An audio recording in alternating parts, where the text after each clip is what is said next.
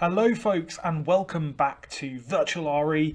Actually, it's our last lesson in Virtual RE, which I am rather sad about, but you'll be able to pick this up back in class next week, which is great. This lesson we are going to look at the features found inside a church. If you remember, we are studying what churches look like, what they're for, what happens inside them. Last lesson we looked at these lovely buildings here, lots of different styles, lots of different features. So I want you to pause the video and just imagine I'm sat in front of you. Tell me as much as you can about the styles and the features of these churches. Okay, well let's see. First thing that I remember from doing last week was that churches usually have an element that points upwards. So in the case of St George the Martyr in Borough, it's a spire. In the case of the cathedral in Liverpool, it's the what's called the lantern with these spiky points on top. This church in Eye in Suffolk has a big tower that points up at the sky. St Peter's Basilica has a dome with a point on the top that looks up at the sky. Even this building here that used to be a cinema has a pointy bit pointing up at the sky. Now, you might have said that some of these buildings are different styles. St Peter on the Wall in Bradwell, that was a Saxon church, the oldest churches in England. The cathedral in Liverpool was a modernist church. The church in Eye, that was a medieval or Gothic church. Good. Okay, and you might have said lots of other things about them as well. I'm sure you did, because you are basically experts on church architecture now. Although churches look very different, they usually share the same features inside. Today we're going to look at those features and then you're going to design your own church. It's quite a fun lesson today. Most churches have an altar. Altar, A-L-T-A-R, altar. The word altar comes from the Latin word for high. It is normally at the far end of the church and sometimes on a raised platform. It is the table where the priest performs the main parts of a church service.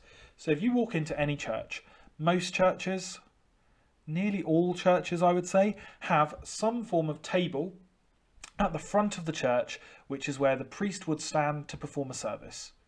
The priest is the leader of church services and runs the church. Sometimes they are called pastors, vicars or church leaders. On the left here is an altar which is really heavily decorated. It's a really beautiful altar. The gold altarpiece behind it has scenes from the life of Jesus. On the front here is a Bible and some candles. You'll usually find candles on altars because they are a representation of light, which is a representation of God. This altar is very different. This is a much plainer altar. So this is just a slab of stone on two other slabs. You've got a cross again, and you've also got candles again. So it can be a plain altar or it can be a very decorated altar. We are going to have a look at the altar of Winchester Cathedral. And this is a very important building to me because this is where I graduated from my degree, but it's also one of the most beautiful Gothic churches in England. It's absolutely huge, and it's in the town of Winchester, which is in southeast England. What words are we going to use to describe this? Can you see why the word altar comes from the Latin word for high? Bear that in mind. And how might people have felt looking at this hundreds of years ago? Okay, so this is the altar of Winchester Cathedral. If we turn around here, this is looking down the church towards the end. So you actually come in, this was taken at Christmas time, you come into the church just where this Christmas tree is, and you have this huge long area that's called the nave. That's where people sit during the service. This area here is called the choir because that's where the choir sits. And a choir is a group of people who sing music for church services. And then over here is the altar, the high altar. Let's see if we can work out why it's from the Latin word for high. If we look down here, behind this eagle, we'll learn the word in a minute, lectern, there are steps to go down. There are more steps here, and then there are even more steps here. So you walk up and up the church to get to what is probably, for most Christians, the most important part of the church, where the church service takes place. This building here, this table here, covered in a cloth, is the altar, and it's got the candles on it, just like normal. And then behind that is the altar piece, or the screen behind the altar, and that features again Jesus there on the cross and lots of saints from the early Christian church. Let's have a bit of a wander around Winchester Cathedral and see what it's like. So this is the nave. This is where you would sit if you went for a service, with a big window at one end. This is very typical beautiful Gothic architecture. So we're seeing arches, we're seeing soaring, pointing beauty. And then here, again, there's actually another altar in the nave. So you've got the high altar at one end, and then you've got another altar, but even that is up on a platform. So even that is up higher than the rest of the church. And you can see here, you've got candles, you've got a cross, and over here, you've got Bibles and prayer books and things. So this is where the priest would stand to perform that service. Right. Oh, good question. How might people have felt looking at that years ago? So imagine that you live in or near Winchester, but hundreds of years ago, you don't know how to read, you don't know how to write, you live in basically a sort of a hut that's made from wood and mud, and you come and this is where you go to church. You would, I think you'd feel pretty blown away by Winchester Cathedral. Even I feel blown away by Winchester Cathedral in 2021 when we have things like the internet. Imagine if you didn't have that. You come into this building maybe for the first time. It shows you the power of the church. It shows you the importance of the church. This was an incredibly expensive building to make. So that, I think, is how someone might feel. You might think differently. You might think they feel differently. But that, I think, is how someone would feel. Now, what we're going to do now is we're going to take a look at a different cathedral. So this is the outside of Winchester Cathedral. We're going to take a look at a different cathedral, and we're going to compare the altars in both of those cathedrals. Okay, let's move on to that then. So that's Winchester Cathedral. Liverpool Cathedral. Now, Liverpool Cathedral, Roman Catholic Cathedral, is a Catholic cathedral, and they're a different type of Christian to the ones who worship here in Winchester Cathedral. That's a Church of England cathedral. This is a Catholic cathedral, and until the end of the 1900s, until the end of the 1800s, so until about 1900, Catholics didn't have cathedrals in England. You'll learn as you go through school that Catholics weren't always welcome in England. They didn't always have a place in England. So lots of Catholic cathedrals are modern. And we looked at Liverpool Cathedral here. This is what it looks like on the outside, on the top left. And this is what it looks like on the inside. And let's go and have a look at this on Street View and see what it's like. So how is this different from Winchester Cathedral? Well, the first thing I want you to notice is that even though this is a very modern cathedral, the altar, which is this table here in the middle, is still up high. It's still up a set of stairs. It's not at the end of the church. It's in the centre of the church. The church is a circle, which is quite unusual. This is the lantern that has beautiful stained glass in it that looks like the sun. So that motif, that theme of light is coming through again. And lots of stained glass around the outside as well. But here, this is the altar. So what is similar? Well, it's high up. It's a table. It has candles on it. It has a cross on it. What is different? It's very modern. It's not at the end of the church. It's in a circle around the church. There's no screen hiding it from the rest of the church. And it's much plainer than the altar at Winchester Cathedral.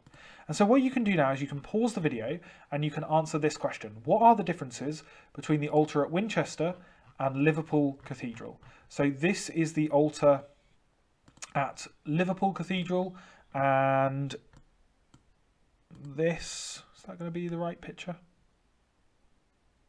Yeah. And behind there, that is the altar at Winchester Cathedral. Okay, so what are the differences between those two altars? When you've done that, come back and we'll move on to the next part. Okay, so now we're going to learn about some of the furniture that's inside churches. The furniture serves a purpose in the church service. So for example, on the left-hand side here, this is called a lectern. Lectern. And this holds the Bible. So if you do a reading in most churches, you will go up and you will read from the Bible that is on the lectern. We've got an older style lectern and a modern one there, lectern. And then we have a pulpit. And some churches have pulpits, some don't. But a pulpit is where the priest gives a sermon from. So remember, the priest is the leader of the church service, and the sermon is a speech that describes how the Bible that has been read will explains how that Bible can be applied to people's lives. So they might tell a story, or they might say, well, these are the rules that come from that section of the Bible. This is how Jesus says we should act. And they would do that from the pulpit. So they leave the altar, they go to the lectern to read the Bible, and then they go to the pulpit. So lecterns stands for reading, pulpits are these things here for giving sermons.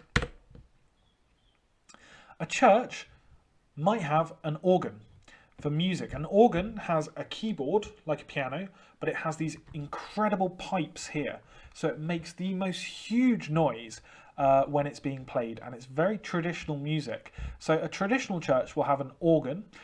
Some non-traditional churches will have a space for a band to perform. So instead of having an organ, they might have something like this, where they have a band performing at the front of the church. In churches, you'll see lots of light, because in Christianity, light represents God and goodness. Where have we seen light already today? Yeah, in the candles that were on the altar, in the gold that was on that really decorated altar, and in the stained glass in Liverpool Cathedral. And stained glass, it can either be something like this, which is a picture of an angel, or it could be abstract, which is where it doesn't have a picture, so it's just different colours of glass.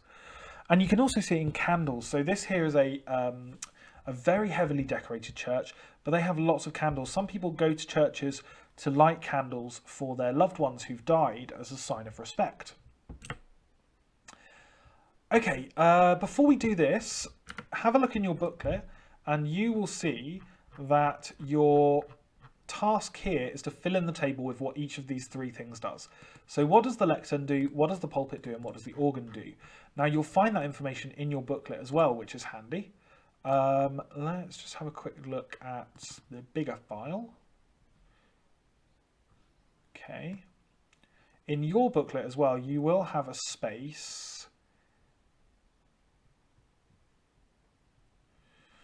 next lesson for doing the designing a church. Okay, or lesson 4 actually, sorry. So we're not designing the church today, I got that wrong. It's lesson 4 when you're designing the church, which is actually really good, because that's when you'll be back in school, so you'll be able to get lots of inspiration from other people. So you're going to do a writing lesson next lesson, and then the lesson after that you're designing your own church.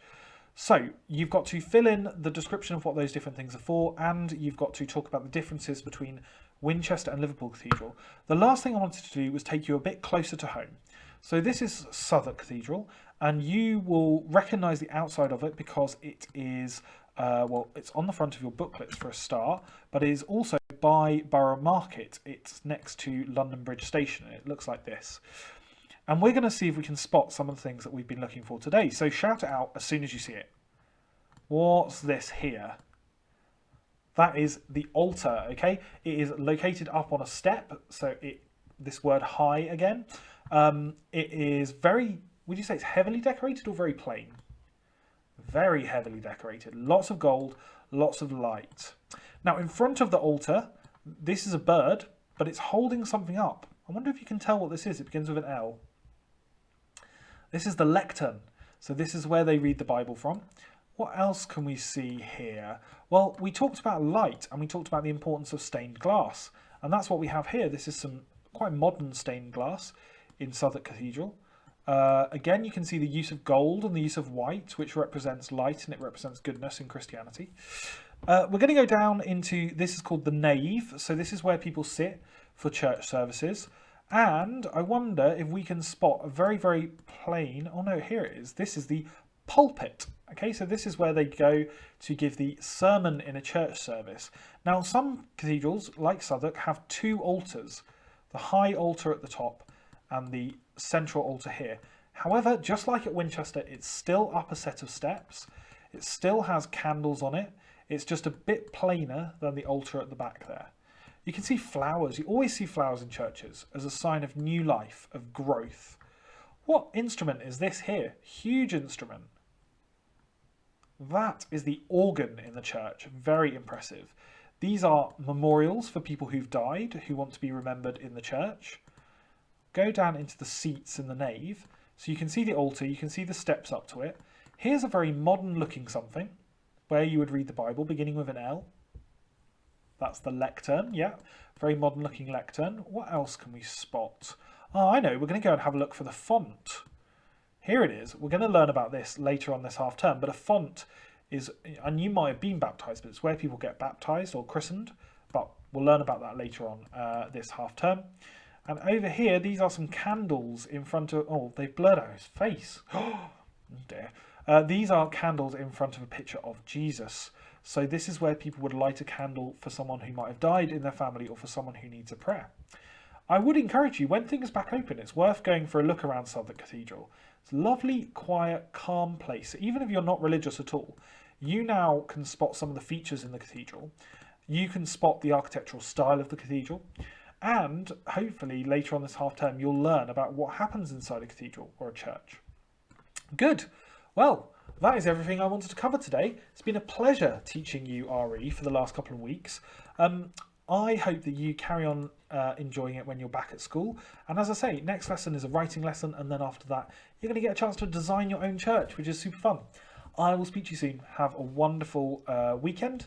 And I'll see you soon. Bye.